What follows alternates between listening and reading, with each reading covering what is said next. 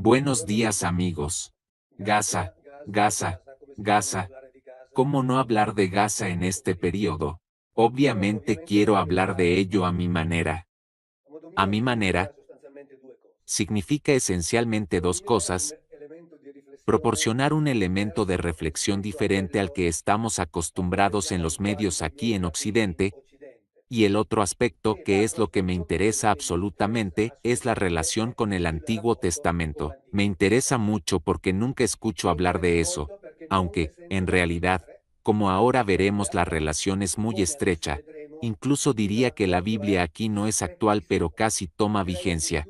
Lo veremos de una manera muy significativa, casi adquiere una dimensión futurista, y esto es para reiterar, cuando digo lo importante que es saber lo que realmente dice la Biblia, de qué individuo está hablando realmente la Biblia. Hoy les leeré el pensamiento de un estudioso francés que es Laurent Guyénot, autor de numerosas obras sobre antropología, historia, política, sociología, etc. Pero es lo que me interesa representar porque es un pensamiento, por así decirlo, muy crudo, ya veréis, muy alternativo a lo que estamos acostumbrados a escuchar.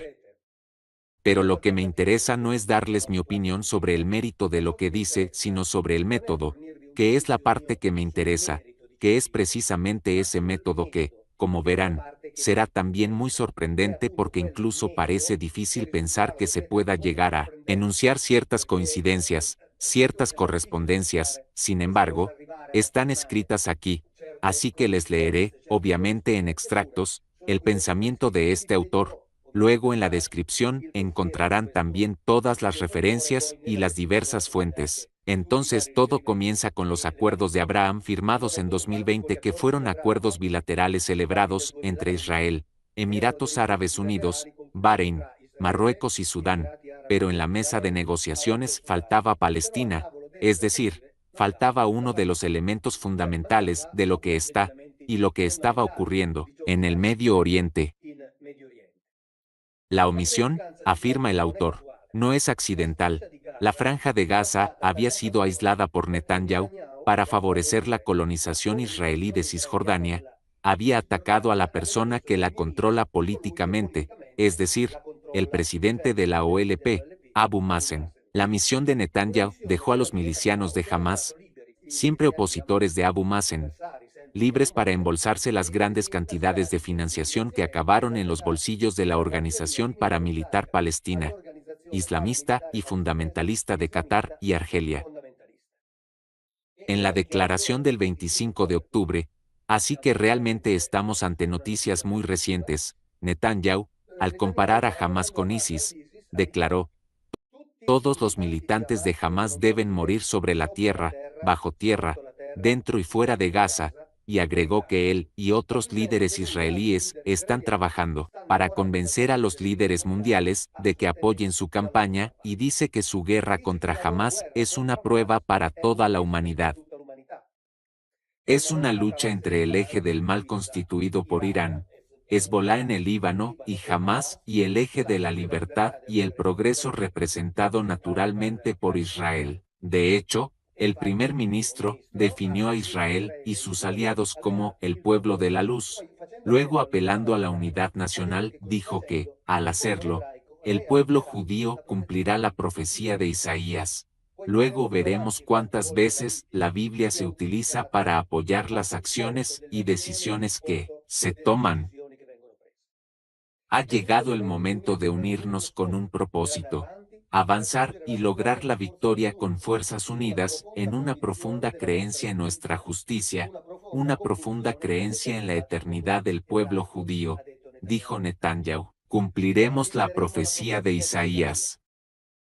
Les leí la profecía de Isaías directamente de la Biblia, es del capítulo 60, donde dice: mamarás la leche de las naciones, mamarás del pecho de los reyes, sabrás que yo Yahvé soy tu Salvador, tu Redentor, yo, el fuerte de Jacob. Y luego nuevamente dice, nuevamente en el capítulo 60, los reinos que no quieran serviros perecerán y las naciones serán exterminadas.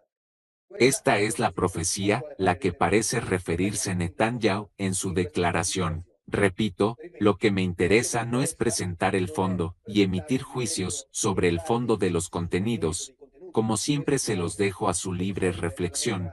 Obviamente lo que es fundamental, pero es el método, o sea, la referencia a un libro que fue escrito hace cientos de años y que es muy actual y por eso es fundamental conocer literalmente su contenido. Este pensador francés dice, estoy cansado de leer que Netanyahu es un psicópata. Ciertamente no lo es. No veo ninguna razón para considerarlo a él o a cualquier otro líder israelí psicópatas en el sentido psiquiátrico. Tienen una psicopatía colectiva que es una cosa muy diferente. La diferencia es la misma que entre una neurosis personal y una neurosis colectiva. Según Freud, la religión, y se refería al cristianismo, es una neurosis colectiva. Freud no quiso decir que las personas religiosas sean neuróticas. Por el contrario, observó que su neurosis colectiva tiende a inmunizar a las personas religiosas individuales de la neurosis personal, ya que estas personas individuales son más bien portadoras de una psicopatía colectiva, es decir, de una manera particular, en el que ven e interactúan colectivamente con otras comunidades humanas. Este es un punto crucial sin el cual nunca podríamos entender a Israel. Llamar psicópatas a sus líderes no ayuda. Lo que necesitamos es reconocer a Israel como un psicópata colectivo y estudiar el origen de este carácter nacional único. Y este es el aspecto que me interesa, estudiar el origen de este carácter nacional. Luego el autor esboza algunos rasgos de la psicopatía individual, según el Manual de Diagnóstico Clásico, y nos recuerda que, por ejemplo, el rasgo más característico del psicópata individual es la ausencia total de empatía y, en consecuencia, de inhibición moral para dañar a otros combinada con la sed de poder. La verdad no tiene valor para el psicópata, la verdad es lo que le conviene en un momento dado. El psicópata solo experimenta emociones muy superficiales y no tiene sentimientos reales hacia nadie, pero ha desarrollado una gran capacidad para engañar. Puede ser encantador hasta el punto de ser carismático. Confiado en tener razón en todas las circunstancias, se sorprende sinceramente por el resentimiento de sus víctimas y las castigará por ello. Si roba la propiedad de alguien, considera el resentimiento de la persona robada como un odio irracional, de modo que el psicópata no está loco en el sentido médico. Luego, partiendo de estos indicios relacionados con el psicópata entendido como individuo, dice, el hecho de que los judíos estén hoy desproporcionadamente representados en la élite, constituyen la mitad de los multimillonarios estadounidenses. A pesar de representar solo el 2.4% de la población, no significa tampoco que la psicopatía esté más extendida entre los judíos. En cierto sentido, ocurre lo contrario. Los judíos demuestran entre ellos un alto grado de empatía o al menos de solidaridad, a menudo hasta el punto del autosacrificio, pero la naturaleza selectiva de esta empatía sugiere que no está dirigida tanto a la humanidad de los demás, sino más bien a su judaísmo. De hecho, los judíos tienden a confundir judaísmo y humanidad, por lo que es bueno para los judíos necesariamente debe ser bueno para la humanidad.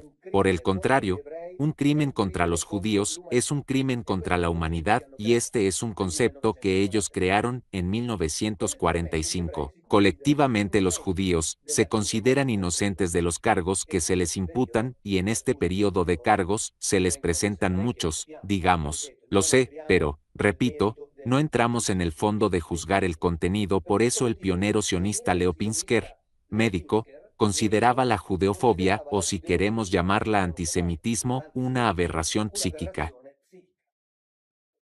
El Estado de Israel actúa hacia otras naciones como un psicópata actúa hacia sus semejantes. Solo los psiquiatras pueden explicar el comportamiento de Israel, escribió el periodista israelí Gideon Levy en Haaretz, uno de los medios de comunicación más populares de Israel, por lo que solo los psiquiatras pueden explicar el comportamiento de Israel, dice Gideon Levy, teniendo en cuenta la presunción absoluta de Israel, debido a la deshumanización de los palestinos y su extraordinaria capacidad para mentir y manipular. Estamos ante un estado psicopático.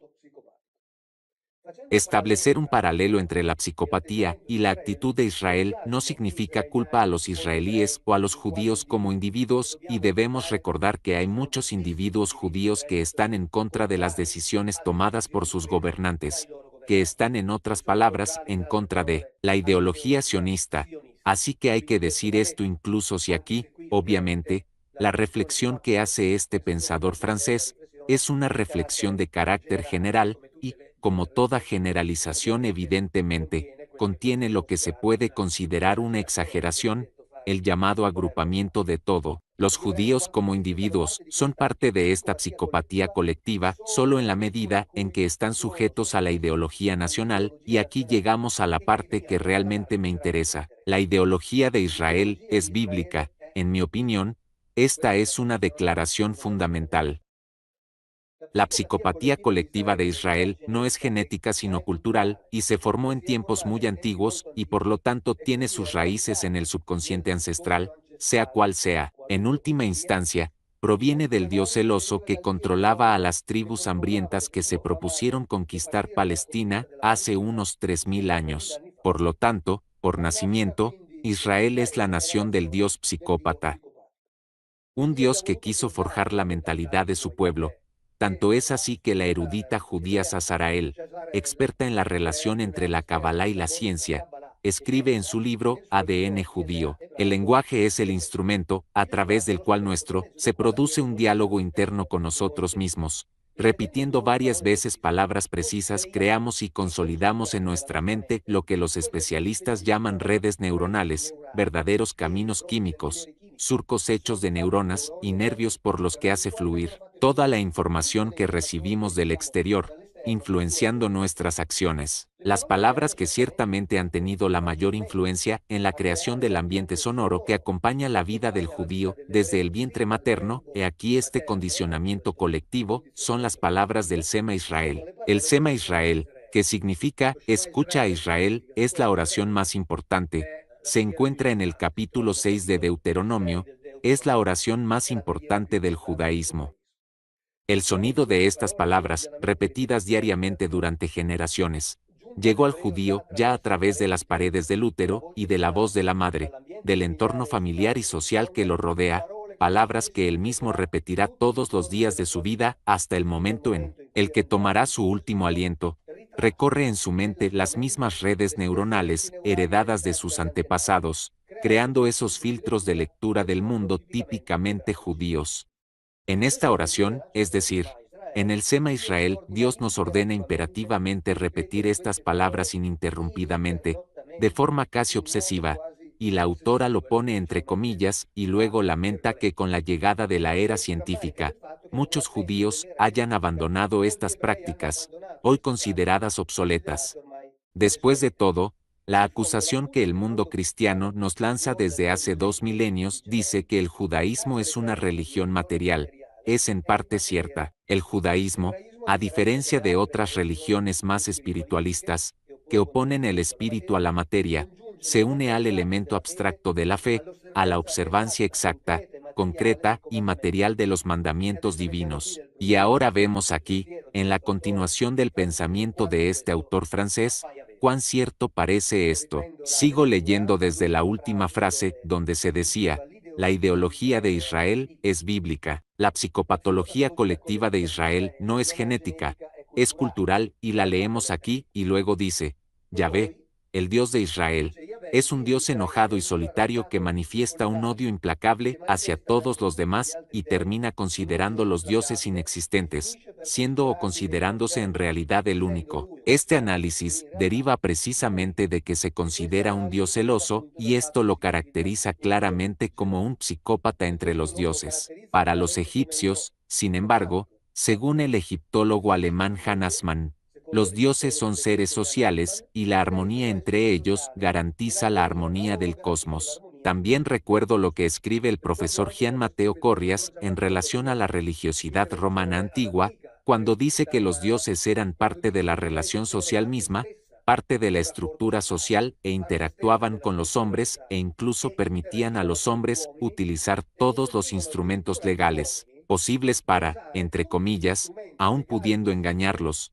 No hacía daño que los hombres demostraran una gran capacidad intelectual en interpretar, en aplicar aquellas leyes que regulaban la relación entre los hombres y los llamados dioses. Esto era absolutamente imposible con Yahvé, también porque Yahvé enseñó a los judíos a despreciar las deidades de sus vecinos. Recordemos, por ejemplo, que los dioses romanos aceptaban a todas las divinidades e incluso tenían un altar al dios desconocido solo para asegurarse de no olvidarse de ninguna de ellas. Entendemos cuán diferente fue el comportamiento tanto del pueblo como de los llamados dioses hacia el sentimiento religioso y el comportamiento relacionado. Aquí vamos, por ejemplo, a Deuteronomio 12, donde dice: debes destruir por completo todos los lugares donde las naciones que expropias han servido a sus dioses en las altas montañas, en los collados, debajo de cualquier árbol extendido. Tendrás que derribar sus altares. Los romanos construyeron el altar al dios desconocido,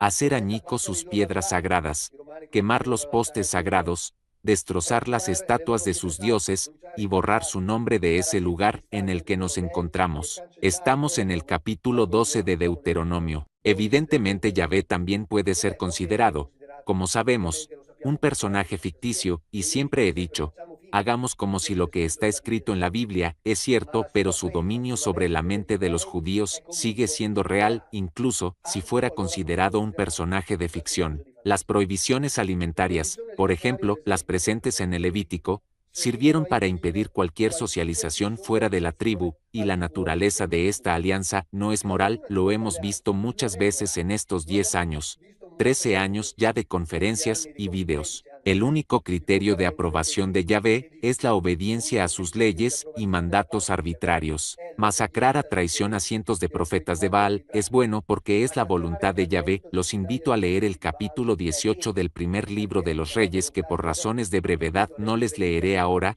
pero es la historia de Elías, la que también hablé en los libros. Tener misericordia del rey de los amalecitas es malo porque cuando Yahvé dice, mata a todos, se refiere a todos, y en el capítulo 15 del primer libro de Samuel se dice que Yahvé ordena a Saúl, que era rey en ese momento, matar a todos los amalecitas, incluyendo los animales. Él cumple una parte de esta orden, es decir, mata a todos los amalecitas pero deja vivo al rey y a los animales. Bueno, por este acto suyo, llamémosle misericordia, Saúl es removido de su cargo de rey, es decir, Yahvé hace que decaiga no porque mató sino porque dejó a alguien con vida, hace que decaiga porque no lo hizo. Obedecer sus órdenes, que eran matar a todos. La idea de que el sufrimiento judío surge porque los judíos se han desviado de su propia ley se repite casi como un constante redoble a lo largo de la Biblia. Si los judíos siguen el mandamiento de Yahvé de alienarse del resto de la humanidad,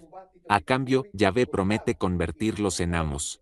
Por ejemplo, en Deuteronomio 26, y entendámoslo, Deuteronomio 26:18 dice: Yahvé os ha hecho declarar hoy que sois su propio pueblo como os dijo, pero solo si guardáis todas sus leyes, para que os haga superiores en renombre, esplendor y gloria a todas las naciones que él ha hecho. Y vosotros sed un pueblo consagrado a Yahvé vuestro Elohim. Esta es, pues, una indicación precisa: os pongo por encima de todas las naciones, pero debéis obedecer mis órdenes en todos los aspectos. Entonces vean cuán actual es la Biblia una y otra vez. Si Israel sigue escrupulosamente la ley, Yahvé promete someter a todas las naciones al dominio de Israel y destruir a los que resistan, y por ejemplo, esto está presente en Isaías 49, donde dice exactamente: con el rostro en tierra se postrarán ante ti, y lamerán el polvo de tus pies. Entonces sabréis que yo soy el Señor, es decir, Yahvé, y que los que esperan en mí no serán avergonzados.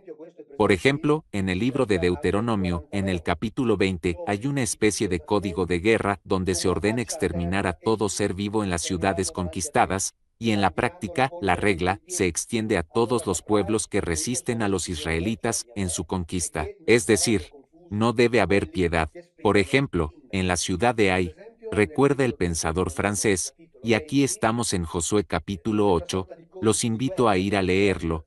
Los habitantes fueron masacrados todos, 12,000, hasta que no quedó ni uno con vida y nadie logró escapar. Cuando Israel terminó de matar a todos los habitantes de Ai en el campo abierto y en el desierto donde los habían perseguido, y cuando todos cayeron a espada, todo Israel regresó a Ai y masacró al resto de la población. Creo que el nombre de ciertas ciudades que se mencionan en el libro de Josué se puede sustituir fácilmente por Gaza a la luz de los hechos.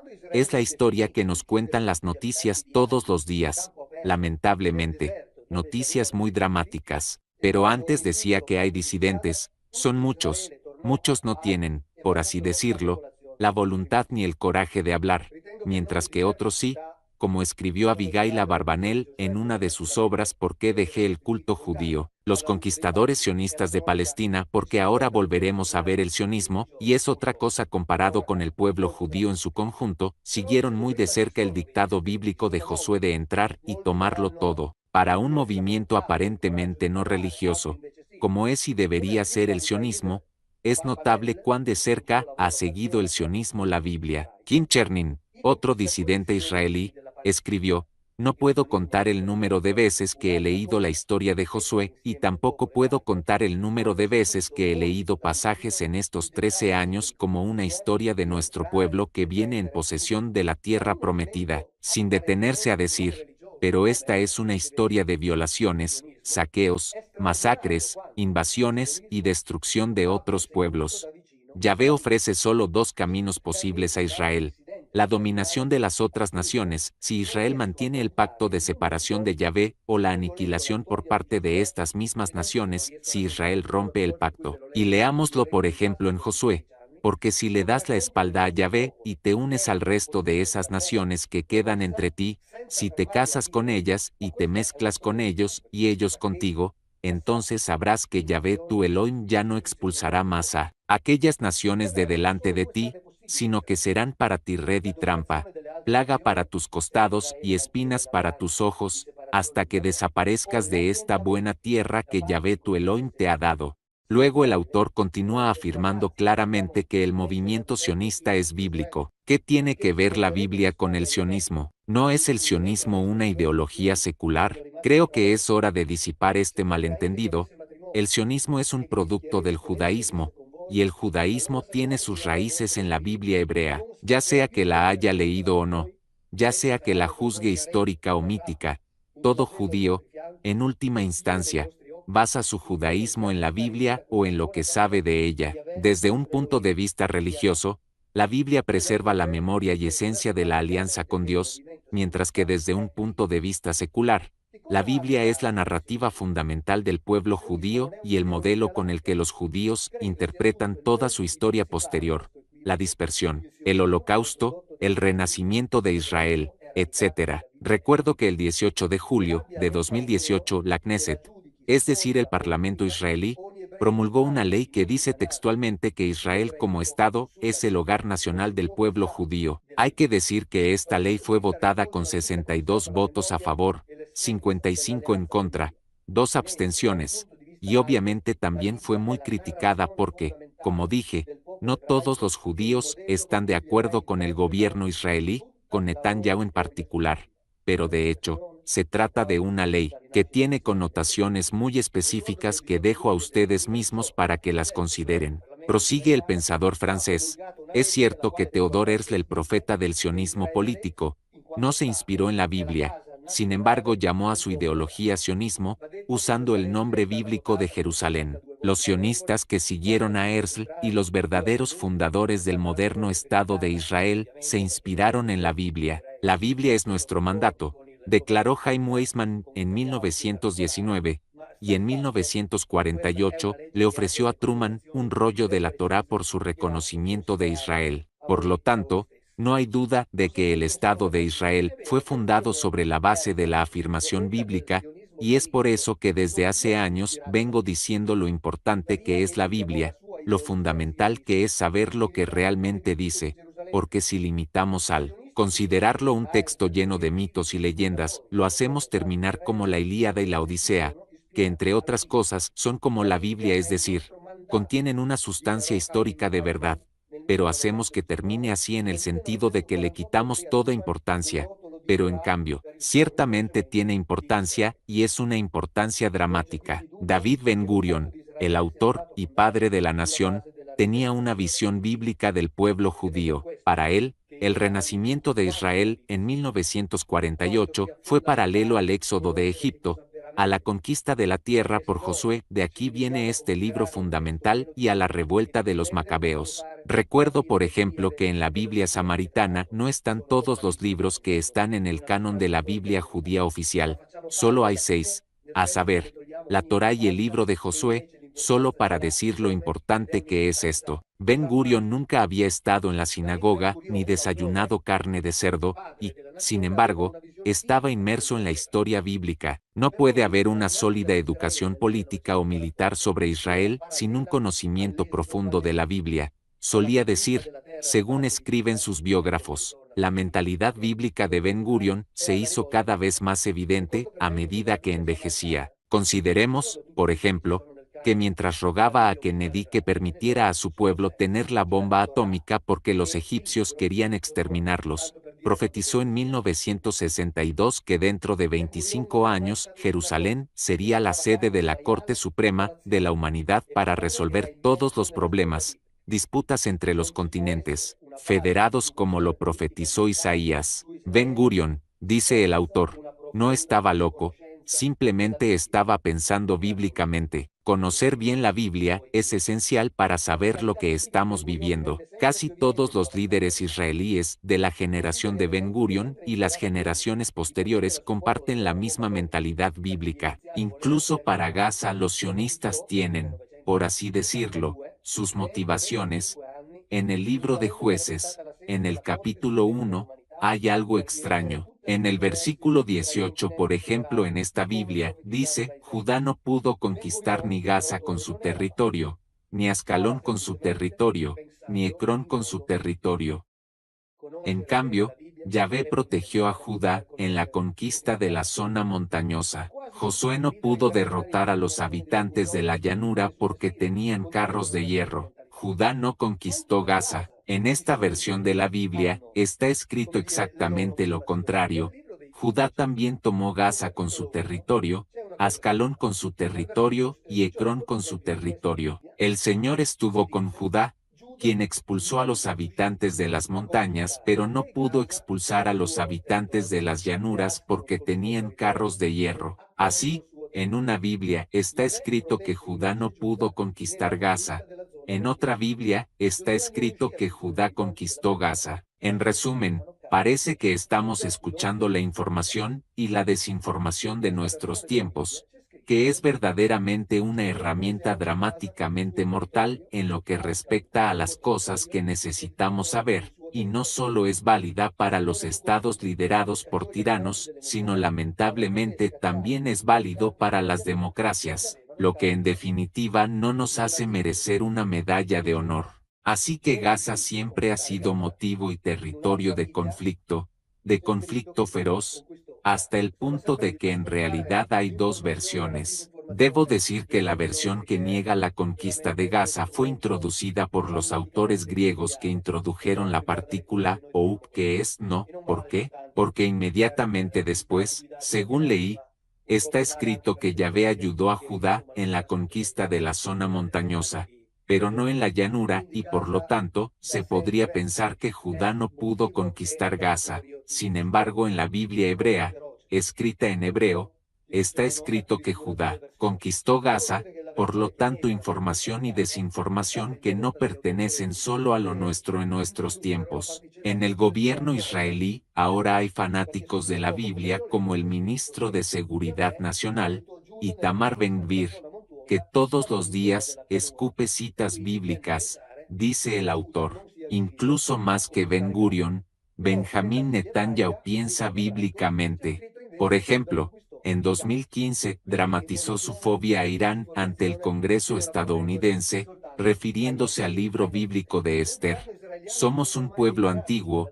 En nuestros casi 4000 años de historia muchos han intentado repetidamente destruir al pueblo judío, dijo en ese momento. Mañana por la tarde, con motivo de la festividad judía de Purim, leeremos el libro de Esther, es decir, el libro de un poderoso virrey persa llamado Amán que conspiró para destruir al pueblo judío hace unos 2500 años, pero una valiente mujer judía, la reina Esther, expuso el complot y dio al pueblo judío el derecho a defenderse de sus enemigos. El complot fue frustrado, nuestro pueblo se salvó. Hoy el pueblo judío se enfrenta a otro intento de destrucción por parte de otro potentado persa, es decir, Irán. Netanyahu había programado su discurso la víspera de Purim, celebrando el final feliz del libro de Esther que consistió en la masacre de 75.000 hombres, mujeres y niños persas. En 2019, Netanyahu pronunció estas palabras durante una gira por Cisjordania.